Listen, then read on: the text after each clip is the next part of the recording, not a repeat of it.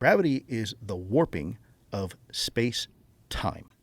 Is the assumption that they are doing something with space, time, and gravity around them rather than using something like a jet propulsion engine that blasts fire out the back and it makes it go fast forward? Right. That they're doing something that alters the gravity around them. Yeah. So and that's why they can go through everything. gravity is the warping of space-time. And that's important because people you hear the term thrown around a lot, but they don't realize that space and time are actually connected. They are one and the same. They're opposite sides, if you will, of the same coin. And so you can't have one without the other. And so you have this ability to create a bubble around you that insulates you from the warping of space-time, let's say in this case Earth's gravity or something like that.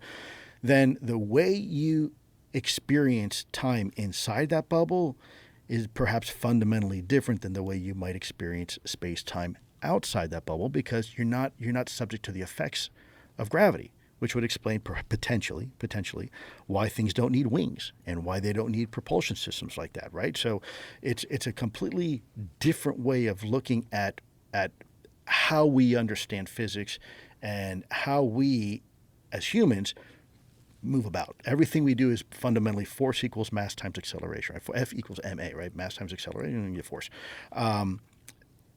This may be something a little bit different. This is not using, again, conventional thrust, or if I Newtonian, right? If I push this way, I have an equal and opposite reaction that way, right?